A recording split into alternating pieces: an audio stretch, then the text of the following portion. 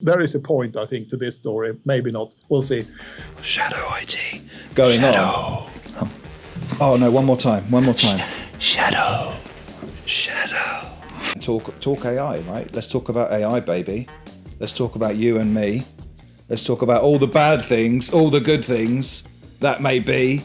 Let's talk about AI. A robot that you can chat. A chatbot. Chatbots. Yeah. So you need AI. Within 5 years old, you'll be gone if you don't adopt AI. But it's completely madness. Hi, and welcome to the Let's Talk Data podcast, powered by Proact, a podcast series where we discuss everything enterprise IT with experts and gurus from all over the world. In today's episode, we'll be talking about AI with the CTO of Proact, Sedihn, and the AI guru at NetApp, Jack Watts. You'll hear us discuss what AI is, if you really need AI in your organization, and if you do, how to get started on a budget. I'm your host, Nikolaus Mantzios from Proact, and welcome to the show.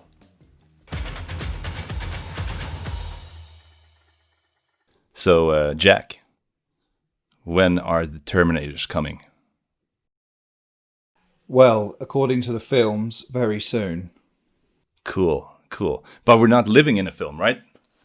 We're not, no. I saw a funny comment the other day about, you know, Black Mirror.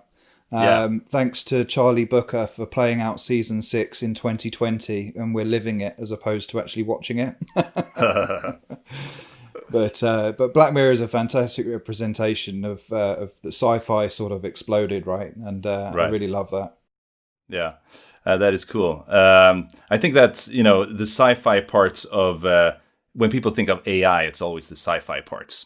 But in Terminator and all the different cool movies that are out there. But when it comes to our type of business, I hear all the time that you need AI within 5 years. If you don't adapt AI within 5 years, you could just stop doing your business. That's right. Is that true for everyone, or is there an AI hype? Does everybody have to jump on the train? Well, can I just say one thing? It's not cloud.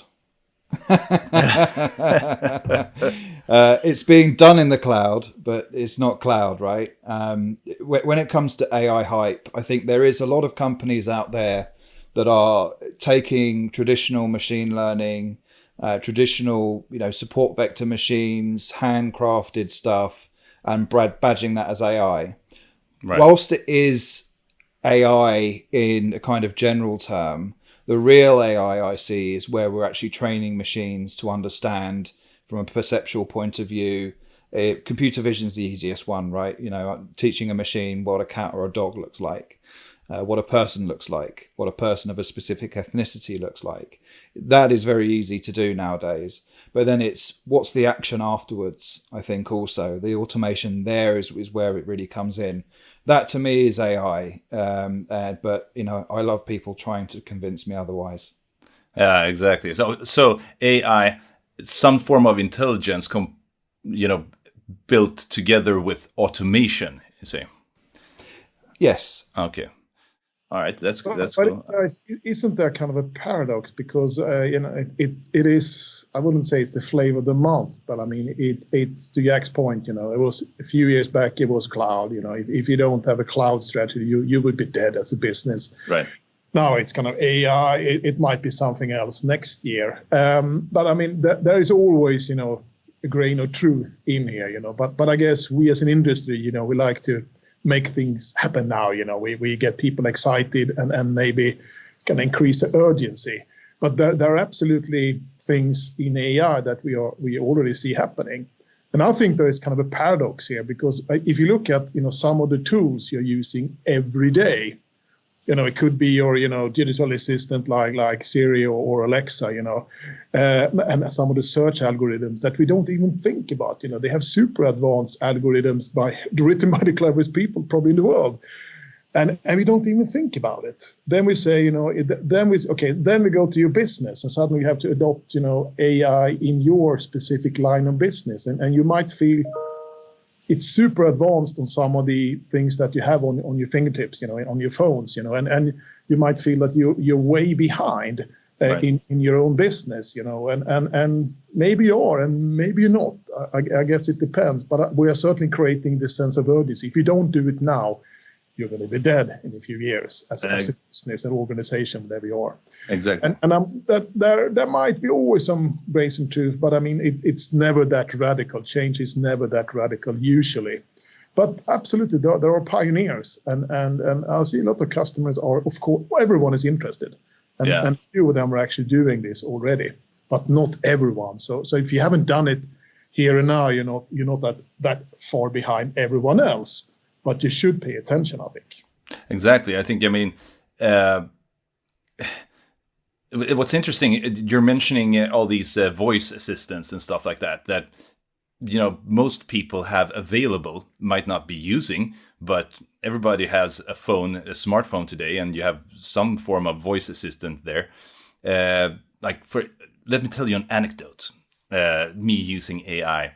Or if we can call the assistants AI. Well, they are, obviously, I guess. Of course. I'm not the AI expert, So how they change our lives as a consumer in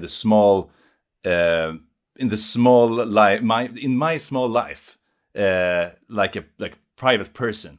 So I was standing this summer, like a few weeks ago, I was standing doing the dishes, and I have some multi-room speakers that I can control from my phone. And I wanted to hear a specific song, so I started to reach for my pocket. But before I did that, I realized, hey, I have like wet and dirty hands, and so I have another speaker with a Google Assistant on it, and I just asked that for that song, and it started playing instantly. And then it hit me that was the first time, because we've had all these different speakers for a long time, but that was the first time where I became too lazy to reach for my phone.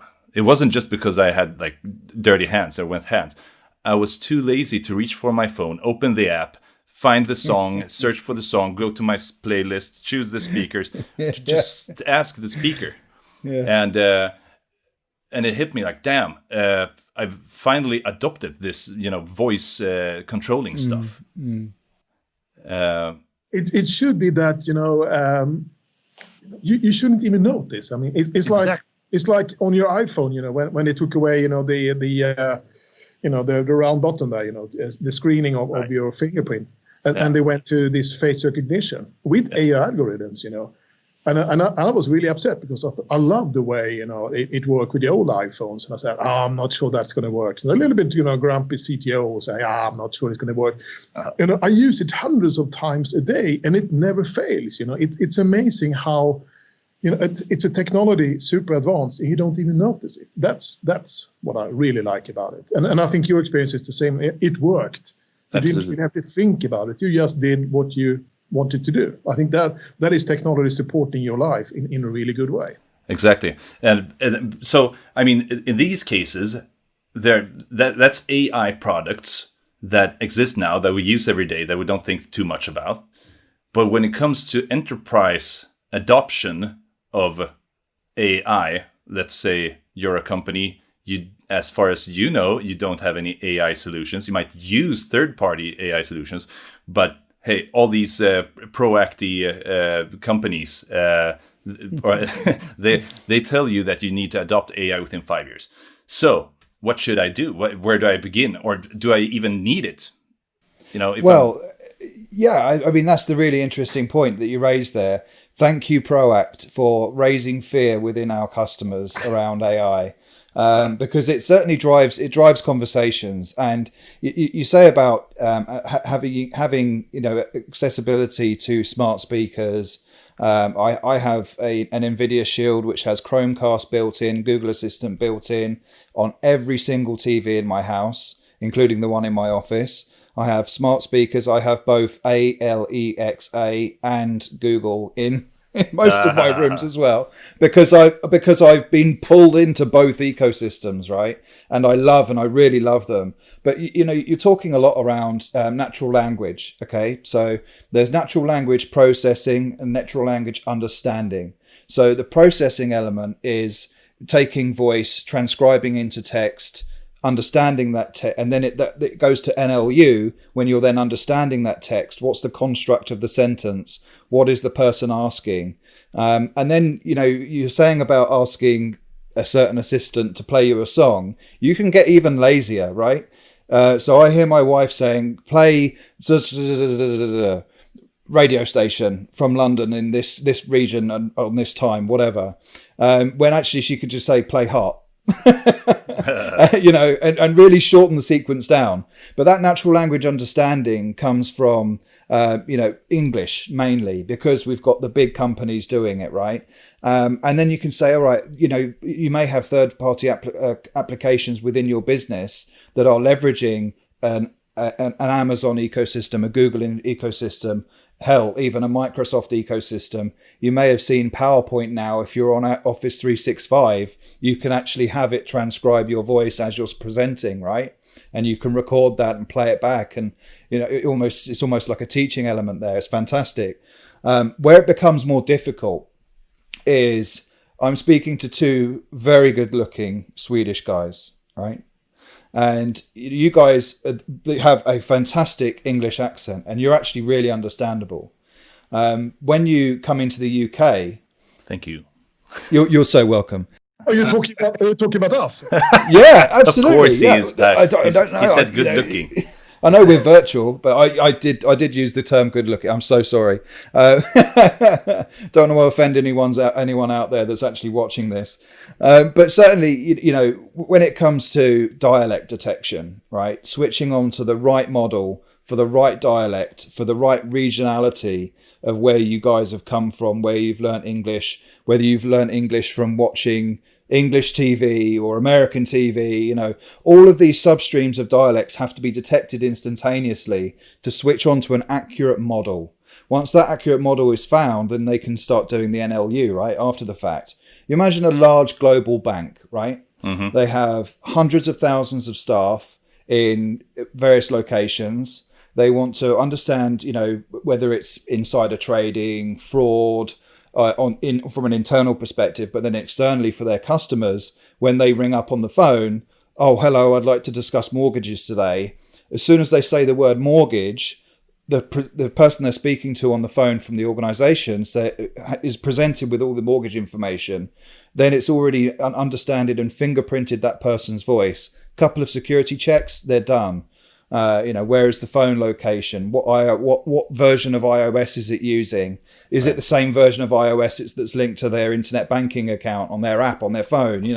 All of those things all happening in milliseconds, and then suddenly their mortgage renewal comes up. Oh, okay, yeah, I can offer you a mortgage renewal at 0.0002% because the Bank of England is screwed. But wait, all of is that that something needs to that happen exists so quickly? Does that exist today? Is that anything a bank uses somewhere in the world? It's coming, yeah. And so certainly for English, it's as far as I know in the UK. But again, this is they're looking at the phonemes of what mortgage is sounding like. So they basically ask everyone to say mortgage at the company into a microphone or whatever, and they record that, and then they know that's what they can train the machine to say, this is what mortgage is like, or this is what insurance is like, this is what loan is like, whatever. But then they will start creating rules and start building up more and more. So that's the machine learning element. Right. But the deep learning element comes when you're transcribing the entire voice, and that's what that I would say is more in research stage today. But these experiments are now starting to scale, and I think it's interesting to talk about that proof of concept phase that really has been done over the past 5 years. Right. You can imagine hundreds of thousands of experiments have been done, and it's some of those now are starting to uptick, needing to scale into pilot-based programs before they can get deployed, man. Before they can get deployed. But I think sometimes we see all these cool things that you get on your phones, but mean, translating that into the corporate world, I think it is harder and more complex than a lot of people think, because for good or for bad, you have a history. I mean, you have a legacy. You've been around probably for a long time. You have an organization, you have applications. They've been tailor-made over decades. Versus something that's actually written from the ground up to serve this purpose. So I think sometimes we can realize well maybe we are not that company because we have the history, and that's also our strength. So I mean someone like Spotify, a Swedish example, started 10 years ago by writing their application. It is tailor-made for what you're doing by very, very clever people. But I mean, comparing that to a bank with probably 50-plus-year-old IT system, maybe still a mainframe still work. Suddenly you go into all of this. You need to integrate the system. They need to talk to each other. You need to have a common data format that you can actually analyze. So you get into these nitty-gritty, maybe not so sexy computery stuff. It is a bit like apple and oranges. I mean, if you write something new from the ground up in a new way, that's one thing. But if you have to take into account your history and your systems going way, way back generations, it's a very different world, and maybe you might get disappointed that the starting is going to be really hard. Or maybe to Jack's point, maybe you find an area where you can get started saying maybe we cannot do everything. I mean, maybe we cannot as a bank say, you can renegotiate your interest rate or your mortgage, with a computer. Maybe you actually need to start with some simple things first to get something off the ground, because otherwise you might end up in a very, very complex project. Because I think the key point for actually doing any type of AI is that you need to have a set of data to start working on. And if that data is not, let's say, workable or it's not possible to analyze, you get nowhere. And so sometimes, you say these new companies, these startups, they have an unfair advantage. Maybe not, but we are where we are. And I think you have to respect, that you are sometimes, and maybe sometimes we and the analysts are comparing apples to oranges. You cannot draw the lines between the Googles and the Spotify to a bank. They are fundamentally different. And you have to respect the differences and work with them, because they're obviously strength in the history and the legacy as well. But you can't expect it to be completely digital, and everything is working on one data set that is written from the ground up, here and now. That's not the way it looks like for money corporation. So you need to respect, for that piece. Otherwise, I think it is maybe not as hard as you think, but it's absolutely not as easy as it sounds, is my feeling. Right. Like an example, I feel like when a company is proud of or tells the world that we've started an AI project, it feels like it's almost always, a matter of customer support on the web. A robot that you can chat, a chatbot. Chatbots. Yeah. All right. So, Jack, you don't like chatbots. Let's chat about that. What's the experience? It sounds like you have some bad experience on chatbots. Well, I mean, chatbots are fantastic. Don't get me wrong. They can really help bridge the gap of that laziness that you may find when it comes to contacting an organization, or mainly complaining to an organization about something that's gone wrong with a flight, with a product you've received, or whatever it is, right? But coming from where I worked at NVIDIA, and we're talking about GPUs and then the DGX systems and then clusters of DGX systems, SuperPOD, and now working for a data company, right? Working at NetApp. And we're combining this fantastic pod-like architecture, which we can talk about, of course. But chatbots are very thin on data and very thin on compute. So really, is that interesting? Unless you've got millions upon millions of people using it, it's not going to pay mine and your salaries, man. That's why personally I think chatbots, whilst they're interesting, there's so many companies doing them. There's so many companies with their own interpretation of how to deploy that, how to implement that within your web stream, within your app, and so on. That, you know, organizations themselves, if you want to reinvent the wheel, fine. But you can easily go and buy a chatbot right now, no problem. Right. Okay.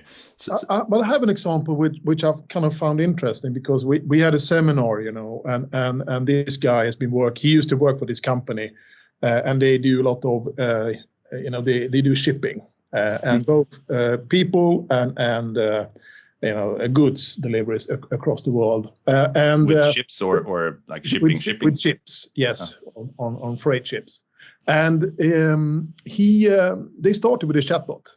Of course, that was his project. And we went like, okay, kind of cool. It went from really bad to somewhat cool. However, the team they created, and there is a point, I think, to this story. Maybe not. We'll see. But what happened? I met, because he left that company, and then I talked to one of his colleagues that was still with the companies and said, okay, so what do you think about this chatbot? And he went like, well, yeah. But however, the team that created this chatbot and the algorithms, they were on a new project right now that this guy was running. And that was actually a self-driving freight ship. Wow. Okay. So they kind of got the experience, you know, they kind of started to understand it. They got a good team together. And so that was a starting point. And then they tried to apply that skill like a task force to other problems. Yeah. Said it's not really self-driving, a little bit like cars. You know, the freight ships are always going to be run by the captain. But it's going to be an AI assistant, you know, supporting the captain, you know, when it comes to, you know, wave heights and currents and winds or whatever, you know, because the objective is to take it as fuel efficient as possible from A to B. That was the whole objective of the project, you know. And they have a test freight ship running around the world right now. But instead, and this might be a lesson for the car industry, the captain is absolutely in command, period. So it's an assistant. You're talking to the automotive companies or the insurance companies there? Yeah, you know, But that's an interesting example of a project that was a line of business said, we need to be able to deliver a chatbot for whatever reason, right? And then it needs to, once whatever the actions are of that chatbot that then influence particular decisions that are made by the company, or action, you know, this freight order needs to go to this location, or needs to go on this ship, or we need to pack this container in this way, or whatever it is. You know, that is where it starts to become interesting. And then now that team that was incubated and now have the freedom, right, to now work on something much more glorious than a shitty chat. So maybe the lesson there is perhaps, you know, pick something that is doable, make it successful, and then think about the next things you can apply it to. And maybe you should not try to make your whole organization or company AI ready or enabled or automated as a first step. Maybe there is a little bit of slicing the elephant type of thinking here. Yeah. Do something that is tangible, be successful, take the next one. All right, yeah. Well, it sounds reasonable, right? But I mean, when you found your project and your pilot project and you're ready to go mentally, it feels like you need some expertise. You need to find the people. You need to invest money, and you need infrastructure and a lot of things to get this going. Normally, or am I wrong here? Sounds expensive, kind of. Yeah, and that's where everything kind of comes in. And I am so fortunate, and I really do count myself really lucky that I started at NVIDIA when the share price was $19, I might add. But so you're just working for NetApp for fun. You don't need the money. Well, unfortunately, I sold out a little bit earlier than where it is today at like 500, right? So indeed. But last week I've heard a share, Yeah. Well, especially again, the RTX 3000 series has just been announced, and some of the RTX AI stuff they've baked into some of their game streaming stuff. I mean, it's incredible. But I was so lucky to start at NVIDIA at that time when people were really starting to use and aggressively use GPU, right? So they were selling consumer cards out of the wazoo, and really sort of starting to explode. And then, they created the DGX and all that kind of stuff. So I've kind of come through all of that. And what's also interesting is that all the hyperscalers, right, are GPU enabled as well. It might have taken Amazon to go, they started on a Kepler generation GPU, which is like 2014 maybe, and they stayed on that generation until Volta, which I think was 3 generations after, because they really wanted to sweat those GPU assets that they had. But let's just say POCs start either on a gaming PC, on a Mac that's got a GPU in it, or it's just a CPU in it if it's really light chatbot type data, or a server in a broom cupboard somewhere, right? That's where those POCs start. That's where those experiments start. They'll work on very relatively small data sets. They'll start bare metal Linux and build up to their framework. And then do you know what happens? Either some of these experiments are just, I can't either fit the data properly, like, they were saying the data problem earlier, or I'm at a bank and I have to use synthetic data. I can't use customer data, right? So I only get a certain degree of accuracy. And then, so the line of business is saying, oh, so you've run these 10 experiments. How many of them kind of worked? How many of them have actually got any results to show me? 0.5, right? Yeah. So, you go, right, okay, I've got half of an experiment now that I can, this is as an individual data scientist or a data science team, I can now take that into pilot. So I need now a 10x size data set to run this model on. Right. Now, because I've got a 10x size data set, I need to now fit that on a GPU. And it might be that I need a cluster of GPUs, or I might need to, provision several GPU instances on AWS. Hey, that's when it starts getting expensive. A single GPU instance, 24 hours a day, or even I think it was actually 10 hours a day I worked out over a whole year is something stupid like $40,000, right? And you think, right, okay, gee, that's a lot of Titan cards, or that's a lot of RTX 3090s for you guys that are latest and all up to date with the NVIDIA news. But the interesting piece there is that they then have this problem where, crap, where do I go with this? Where do I use cloud? Do I try and see if Proact have any expertise on this? Do I go to my normal traditional vendor who might be just supplying on behalf of another vendor that have no expertise whatsoever? Because we've come from, with the greatest of respect, a lot of these companies that are in the AI realm today have been traditional box shifters in the past, right? And they've actually defined and built their businesses and increased their revenue, increased their profitability by adding value, right? And that's where, talking to an organization like yourselves that know a bit about where to go with the AI strategy and a bit more about, right, who do we talk to? Who do we need to loop in? That's when things start to get really interesting, because those data scientists now have a problem that, they've built that 0.5 model that now needs to go into production in a sense of training on a much larger data set. When that comes to training on a much larger data set, their framework that they originally built might not work. Right. So they might have to then port that model over to a new framework, container maybe, if they're using NVIDIA GPU Cloud, and then they have to provision that. They have to think about machine learning revisioning, and then this whole AI ops cycle comes in. Because, if you're going to deploy something into production after going through all alpha, beta testing, regression testing, it's got to the point where now you're talking to the enterprise apps guys, and they're going, you want to do what? Right? And then it sort of starts to come, right, how do I now actually get this into production? But going all the way back, how do you then define bias? How do you get explainability? And there's so much around it. Organizations need help. Right. That is it. That is the. But it is funny. I have an anecdote. We had a joint seminar. Proact and NetApp was sponsoring a seminar. We actually had a paid speaker, and he, in this case, had been a CDO at the company, doing a couple of successful early pilot kind of projects. In his presentation, and this is kind of an interesting mindset. He said, infrastructure is not the problem in AI project. It is infinite and it's free. And we were going, we were sitting in the audience, and we were going like, we didn't say anything, but thinking, quantify that for me a bit. Because a few years back, people said, the public cloud, it's so flexible and it's almost free. It wasn't. you always pay for what you use, and I mean, so there's kind of, we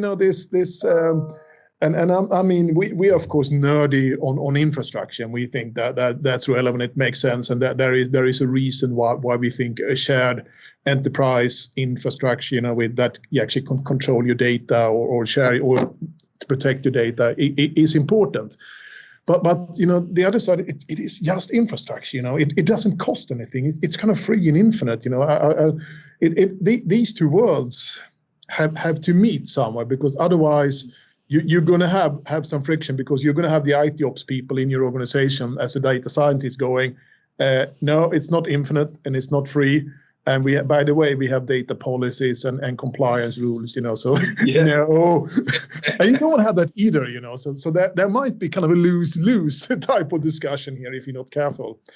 But I think, and also kind of beginning of the question, it is, if you want to make an investment and you really have to have a business case saying it's going to be pay off right away. It's a bit like my job in Proact. I try to come up with, together with our customers and my colleagues, come up with ideas, new things. And a few years back, I had a CEO, not a current CEO. He's a really nice guy, and by the way, my boss. But he this previous CEO, this previous CEO way back, he said to me, "Per, I love what you're doing on innovation, but I am expecting that every innovation project is successful and profitable." And I went for my second meeting when he started, new CEO, and I go like, okay, I probably need to tell him the truth. I said, I told him, I can absolutely guarantee you that it's not going to happen, because if you want me to be successful in every project, we're going to be the last ones in the market when it's proven already existing. So if you want us to be last, perhaps, but you want us to be early, we're going to fail. We're going to learn, we're going to change, and we're going to fail. So I think the experimentation, innovation phase, you need to leave it alone a little bit as a manager. You need to have people tinker and play around a little bit and come up with ideas and be creative. There is a place for taking it into the real world and try to make a business or improve your business with it. And it is hard, everyone is always trying to kill your darlings, aren't they? The new things, the new ideas that are popping up, everyone goes, I'm going to kill them. So you need to, but at the other hand, they can't be completely disconnected from the real world. There is going to be there is going to be a bean counter sooner or later that's going to see some type of ROI on the project, so you need to find this balance between playing, experimenting, and the bean counters. They are both needed. You just need to find a balance, which is hard. Right. So you need like a line in your budget called tinkering or something like that. Yeah. Hey guys, break shit and try to come up with something new. Oh shit. Budget line. Absolutely. And that's, trying to define how you're going to get ROI from experiments it's impossible, right? Until you can get to a point where you can actually start costing this stuff up when it's going into production. You don't necessarily recognize the impact of the technology, but you just know that it's going to do something. It's going to give you differentiation in the market. It's going to get your products out earlier. It's going to help you retain customers, whatever it is, right? It's what's important to you as the organization, right? What does the CEO see? And what does he then want to direct down through line of business, whether it's in marketing, whether it's in operations, logistics, wherever that starts to fall, it then starts to fall on the data scientists and those guys to then start creating software that's then actually writing software, to then integrate with some other software. It's flipping mental is what it is. Right. Well, that's true. That's true. So what we're saying, what we're trying to get people to do is complete madness. Yeah, it's a total mind. That's a good summary. So you need AI within 5 years, or you'll be gone if you don't adopt AI. But it's completely madness. Yeah, and don't include this, but it's a total mind. I did some of this if needed, but I'm sure they're going to do it unfiltered. But they're live. And we're live, guys, and we're live. Oh man, this has been really fun. And also, I think I think this is one of the areas where you probably have some ideas, because I mean, a data scientist can not only understand technology, they certainly have to understand, I mean, your business, the market you're in. I guess you need to have some type of understanding on what the company is actually doing, organization is actually doing. So, but I think it might spin off into something completely different than where you actually intended to go initially, and that's kind of cool. Is it a bit scary, of course? Yeah, and we've absolutely seen that. And the organisations that we've actually delivered to, we've organised and we've done proof of concepts with. Every organisation has been really welcome and really warm to any kind of advice they can get around this whole journey, because if you think about it, these organizations are very insular, right? Unless they talk to other organizations within their industry, if that ever happens, from a competitive standpoint, probably not. But, when it comes to those organizations, we as NetApp, NVIDIA, as you guys, they're coming to us for advice at the end of the day. What is my competition doing? Or what are these guys doing? Have you heard about this? All of those kind of conversations are incredible, and I really welcome anyone to contact us and talk AI. Right? Let's talk about AI, baby. Let's talk about you and me. Let's talk about all the bad things, all the good things that may be. Let's talk about AI. Yeah, there you go. There's your theme tune. Most, I guess. And that's going to be a viral, a techno version of that later. Oh yeah, someone auto-tune that for me, please. And deep fake it onto Justin Bieber or something. I don't know. Right. So if I'm an IT manager, I'm thinking about shit. What is my competition doing? I'm intrigued by the AI conversations I'm hearing, or this podcast, or anything. I should start talking to the vendors that do AI, like NetApp, NVIDIA, Proact, to see where to start. Actually, in my case, is that correct? Well, yeah, I'm sorry to interrupt you. There are kind of two. One is, of course, we talked about your let's call it corporate data. It certainly can be the public sector. I think the health sector. I think is probably one of the hugest opportunities, most exciting opportunities. Absolutely. Most societal impact of AI is healthcare, 100%. Yeah, you can talk about the dark side, but this is extremely positive side. I think we are scratching the surface there, so it's going to be really cool. The smartwatches, Per saying, Per, you've been sitting too long, you're getting fatter, and you need to get going, That's just the start. This is a crude starting point, but at least it's something, But so one thing is, of course, you take your, let's call it your data, on your applications, and you do something. That's one aspect, but also you're going to be a little bit like we talked about in the beginning, your digital assistants, you're going to be having better tools. If you talk about IT, you're going to have better tools that actually have these AI smart algorithms built into the background, in controllers of infrastructure, in your management software layers, So you're actually going to be utilizing, powerful AI tools that might not necessarily be that you analyze your own data, but you have a better, more efficient operation by that, or you have higher uptime or faster time to resolution. So it's kind of also you're going to have smarter tools, that you need to start thinking about as well. And absolutely in IT ops, I think there's a big need for kind of make them smarter, because you're going to do more with less people. You're going to have people working from home, I think, for a long time or forever. So it's going to be harder than ever to manage all of this. So I think as an IT manager, it is about being part of these innovation projects. I think it's super important that you're part of the innovation project. Talking to the data scientists, you're talking to the developers, but also look at your own.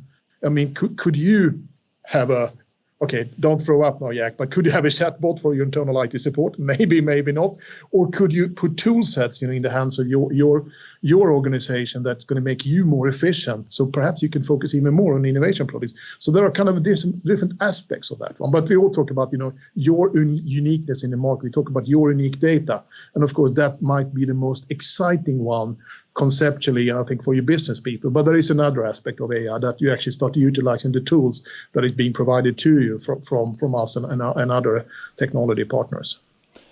For me, it's all about IT organization, IT departments within organizations. They've got to realize that there's either some elements of shadow IT going on to develop and produce these concepts that these data scientists are working on. Say no to shadow IT, and I that was slick, dude. That's not slick for you or me. Actually, I had a friend of mine working for one of the larger organizations in Sweden, and they renamed it from shadow IT to business IT. It's exactly the same thing. They are bypassing IT because they're too slow or too I don't know, whatever. Yeah. But they call it business IP because it's done by the business. Therefore, that's interesting. It can be wrong, can it? Or maybe it can. Yeah. But sorry, guys. No, that's interesting. And I think that's a really good concept to do because it changes the mindset of that. But certainly, then you sort of think, right, I'm the IT manager. These guys are buying stuff that I should be managing for them. And then you go and ask them, what software it's got on it. And they say to you, oh, it's got Kubernetes, Kubeflow, combination of Docker containers. I'm using frameworks from NVIDIA and blah, blah, blah. IT manager's just going to go back under his rock, right? He's just going to go away. Open source with community support. Absolutely. And the IT manager goes, no. Yeah, exactly. Game over. But then, because it's not Citrix, it's not VMware, it's not Microsoft HDS, whatever it is, And so organizations within, so IT itself needs to understand that they are going to be delivering or at least provisioning some element of resource for these teams at some point, right? Because that business IT will then start to become general IT because that business IT is hugely costly, right? And you've already got this IT department that knows how to get the lowest cost per VM or whatever it is. So how do we help those guys understand that you need really strong compute, really strong storage, great networking, deliver that as a pod with some automation in there so that you can then, from an AI ops perspective, provision a GPU with some data set at a bandwidth limitation, at a number of GPU limitation, whatever it is, to a data scientist, to a team based on LDAP credentials and so on, right? Like, and sell it. You can sell it within the organization. Yeah. And to the financial department or whatever. Yeah. And to that point, anecdotally, a financial customer of ours, the largest deployment we've got, is a company in Russia. And it was actually a bank that decided to create their own internal private AI cloud. And the decision came about when they noticed that there was a lot of this business IT, shadow IT going on. Oh no, one more time. Shadow. Yeah, I think Adam will have to do something with that. Maybe business. Yeah. It's on the verge of being a bit creepy, but go ahead. Yeah, so essentially, they noticed that all of this was going on. They had several hundred users that were doing something on GPUs, right? Doing something in deep learning, machine learning, whatever, using frameworks from here, there, and everywhere. They basically sent out an email survey, and we can talk about that to the length of the podcast itself. And they decided, wow, okay, so let's give them the best tools. Let's give them the best software, the best resourcing that we can get them so that they can actually start delivering on these projects sooner. Okay? Because if they can iterate, if they can basically throw all of their stuff on a wall, see what sticks and focus on the stuff that sticks, then they'll be more successful. So that then led to them buying a SuperPOD.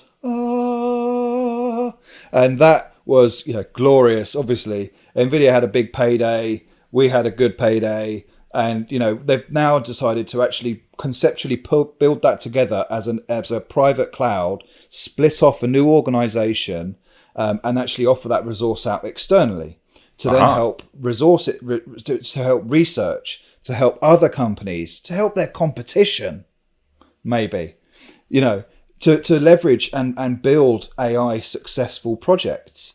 And then they realized these users that were coming to them were like, holy cow, this is so much power, I don't know how to use it. So they then built their own internal kind of consultancy practice, and that consultancy practice now works on behalf of the bank and behalf of their customers to help them leverage the system. And that is just, I was on a call recently about this, and to talk about it a bit further, and oh man, I literally, my heart was just, it was growing. It was fantastic. And it's really, really sad, isn't it? When you sort of come from a world of, building PCs to building servers to building appliances to talking about cloud, talking about supercomputers and all that kind of stuff. I do get on. I'm not going to lie to you guys, but it's a nerd on. Okay, may not best be ones. Okay, the best ones. You don't have to show us. I think we get the picture.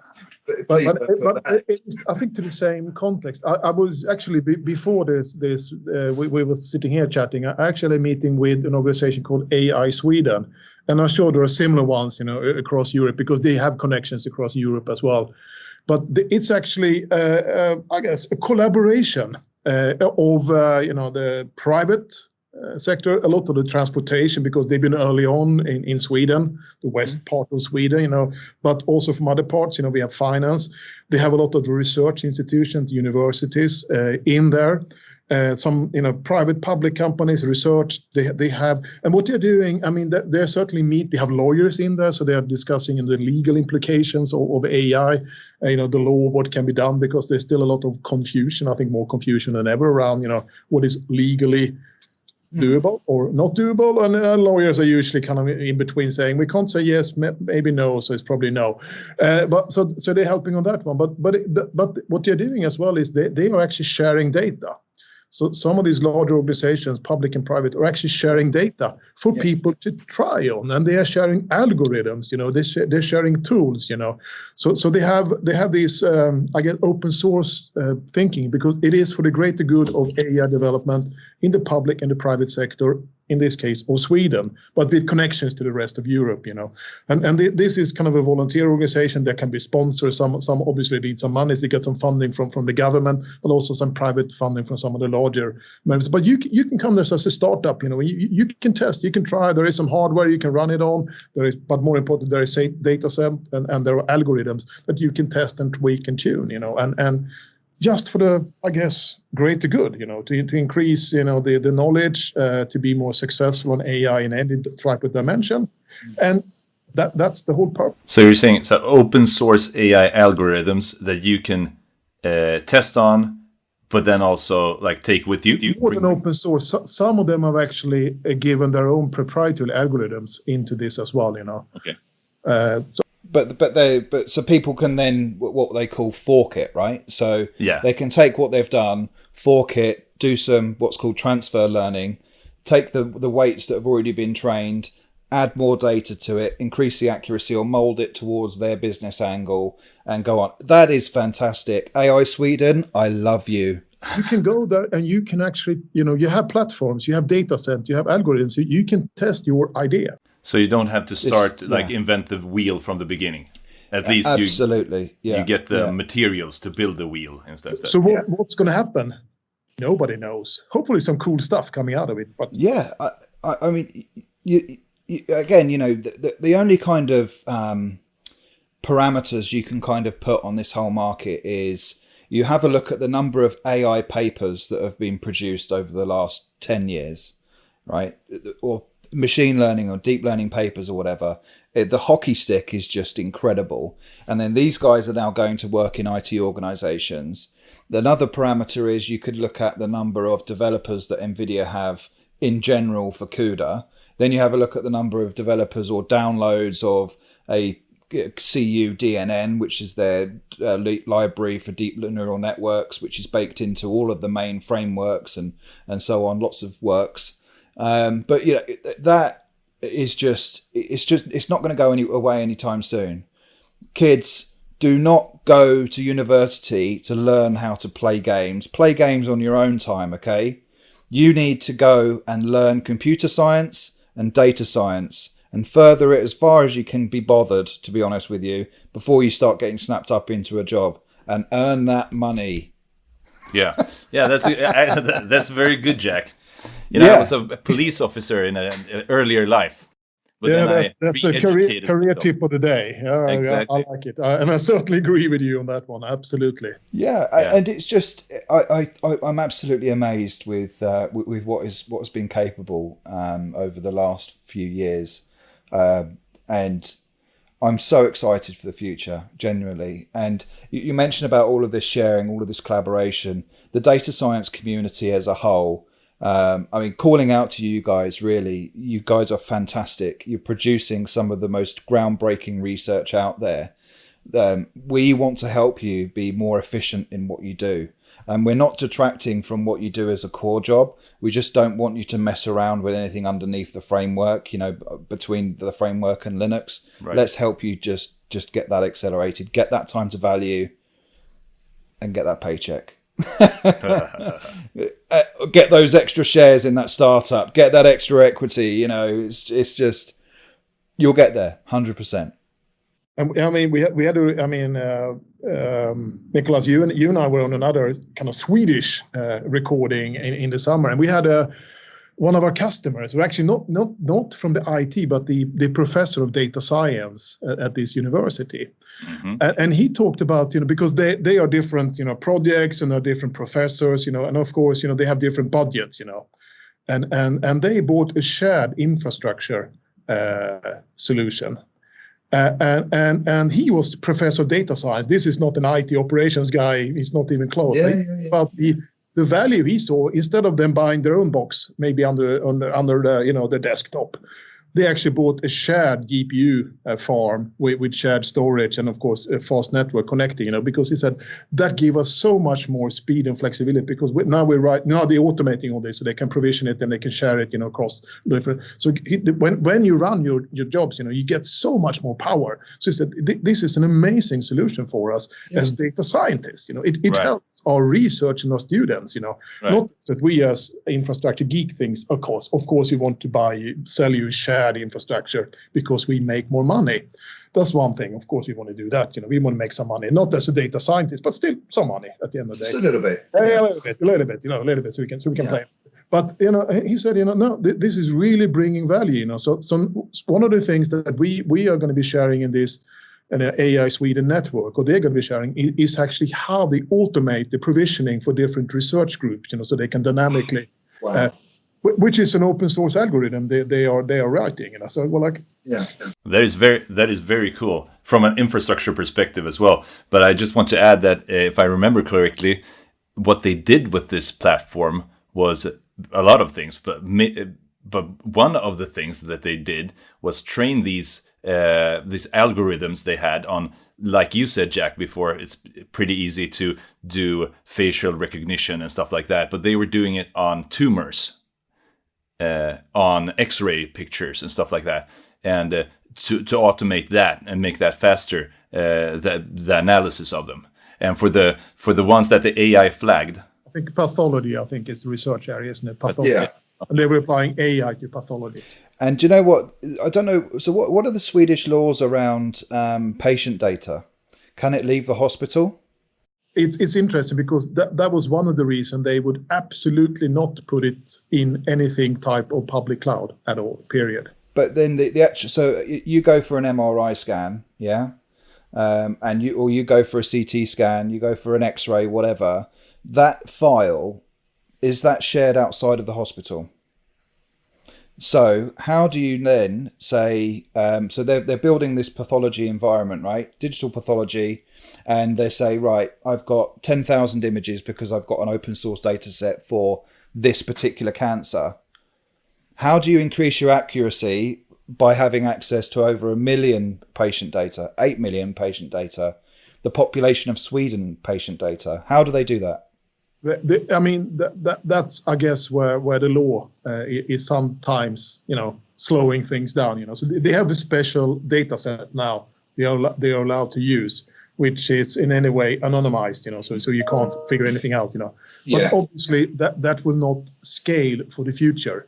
So what they're doing is they are talking to the legislation of the lawyers and their government as well, saying that the laws, that's actually one of the things this organization is doing. They're talking to the legislation power, the government, or and they talk about the laws have to keep up with. Yes. In two ways, you can't get crazy and violate every human right. That's one aspect. On the other hand, you can't stop everything, because then you will not get the progress. I think we're probably more in the stopping phase than in the allowing phase right now. But so they are working on that one, saying, okay, can we do more sharing of data, because that would be a huge greater good if we're able to do that. So I what guess if I told you then? within reason, I think if it's kept within the Swedish borders, things like that, it probably will be possible. But the legislation, the law is not keeping up here right now. Exactly. So what if I told you it was possible to train a neural network for one particular cancer with every single patient data across the entire Swedish nation? So what you should talk to them about is federated learning. This is a concept that's relatively new, but so we're actually involved in a project in the UK with King's College London, the NHS, St James Hospital, and various other NHS trust institutions in the UK. Essentially what they do is they take an open source model, right, or an open source data set, or a data set they've been allowed access to by the hospital collaboration that they have, that link, yeah? They train the say 5 different cancer models, yeah? They take those models, they then deploy them to a different hospital. So just the models, no patient data is transferred, because you can't garner anything from that model. You then have the model with similar infrastructure at the hospital, so it's fast storage, fast compute, fast networking. You then retrain that model, with the local data, and you can also use the model straight away if you want to. Once that model is then grown, it's got additional weights because it's learned more from the data that it's had at that new hospital. You can then transfer the changes from that model back to the mothership, if you like. And then once you then start spidering that out to all different hospitals, bringing all of those changes back, you suddenly have a data set, or you suddenly have a model that's trained by several million patient data set types. Wow. Cool. That is smart. Because when I talked to AI Sweden today, just a couple of hours ago, I said one of the projects they're starting up now is federated learning. Thank you. Let's help them, and we've done it, right? And and we use a variety of our technologies to enable that. So whether it's Metro Cluster, whether it's our ONTAP AFF, FlexClone, FlexCache technology, data sovereignty, security, encryption, all of the kind of wonderful bells and whistles that we have as a glorious NetApp, those kind of powerful elements can be delivered, and that alongside the compute elements, the frameworks that are being built around federated learning specifically, why reinvent the wheel, right? It's going to be in English. Sorry about that, but you guys speak fantastic English anyway as a nation, and I love you guys. And I love the food as well, I must say. And it's such a shame that I haven't been in so long now, and it feels like years anyway that the last time I got on a plane. But seriously, that I said to you before, the area of the most significant societal impact with AI is going to be in the medical space. Let's lower the age of where mandatory scans are sent out to each individual. Let's catch cancer sooner. Let's catch it at stage 1, not stage 2, 3, 4. And let's cancer together. And bleep cancer kind of is our ending to this episode. Thank you guys for being here and talking about the AI and all the infrastructure parts and how to get started and the challenges and everything. It's been super interesting, and I look forward to possible episode 2 in AI. Thank you so much, Nico. Per, it was an absolute pleasure. Ben, I'm keeping this mic. Thanks a lot, bud. All right, take care, guys. It was fantastic. It really was. Thank you. Till next time. Bye. Yep, and thank you very much. Take care. Cheers. Cheers.